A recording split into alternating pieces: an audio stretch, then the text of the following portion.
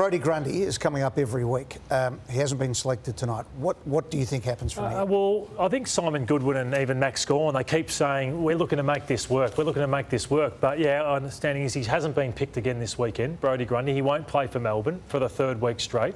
So they've then got North Melbourne the week after. If they don't decide to give it an opportunity against the second worst team in the competition, I don't think they're ever going to try it. And then pretty much, I think Simon Goodwin has to have the hard decision and say, Brodie, I know it was about making it work. It's not going to work. I'm sticking with Gawn, Brown and Van Rooyen, and you're not going to get another opportunity unless Max Gawn goes down with injury. And then we've got a fair talking point, Damo. What do you think happens there? Well, in your eyes, Lloyd, what has happened in the past, let's go with month on this, because that's a very different messaging, and we've discussed it on this show each week now for a month, to what they sold him as the dream in the off-season. Yeah, he was sold that Gawn would play more forward and he would be the ruck. Yeah.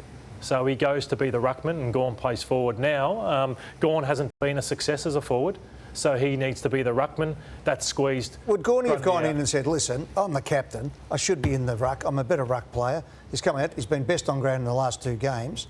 I mean, there's no worry with that. You can actually move on positions. I mean, it's not. But how do you line that up with the sell to get Grundy out of Collingwood and selling the vision? Well, he also put a check on the table. So that's what I'm saying about professional footballers. If you're at Melbourne, you wouldn't be letting Grundy go because Gawn could fall over any time in the next 5 years, and you've got the second best bloke. It's back to your point.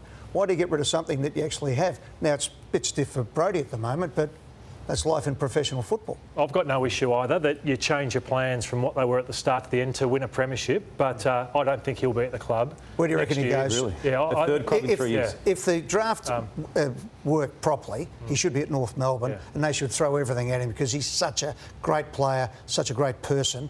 But do you think he's got to, if he's going to go, he's going to look for a premiership? Yes, I think so. Port Adelaide, he either fights it out at Melbourne next year or Port Adelaide looks like he may have a third home if he doesn't get played again this year. And this is not speculation. You're hearing this around, yes, eh? Yes, yeah. That's, Okay. I think what he was spoken to about and what it's turned into, the goalposts have changed a bit. So just to make the point, this is not barroom conversation. This is coming from sources. Everything that has been said on this show tonight is actually in play as we speak. Also, what's in play is the West Coast Eagles, so much so that we're looking at changing the fixture next year to try and mitigate against the disaster that's been happening over there at the West Coast. And they're not missing them now. What used to be a nice compliant media in Perth, the easiest job in football was being over there in Perth with the media around them. But I think it's worse than this because you've got the whole situation where they're attacking the West Coast Eagles now. Fremantle are going no good as well. They came last in the under-18s. You know, legends of the game have been defrocked over the period. It has been the worst year for West Australian football probably ever at this stage. It was about 2 months ago. You forecast a lot of the changes that are unfolding at West Coast, by way of the review at least.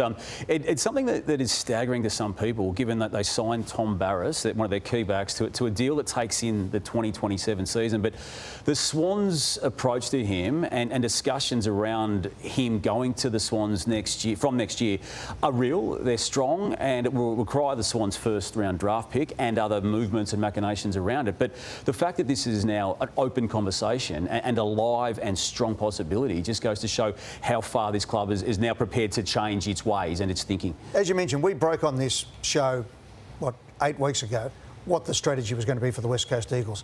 Extended holiday for Simpson. They want to keep him. Are you convinced he still stays as coach? Well, that was 2 months ago. Yeah. But I think that's the situation at the moment. But back to this, we said at the time they were going to scour the world for the best fitness guy. They've sacked their fitness bloke. That position's ready to go. We also said at the time they've got salary cap problems now, that they were going to go young and get as many young kids in. And then next year they'll have millions, was my quote, millions of dollars to go into the free agency market. But what that means, though, is they're not looking to be a side for another 3 years. They're going to be they'll be worse next year. Having already been down the bottom for 2 years get rid already. of Barrass and these blokes. Wow.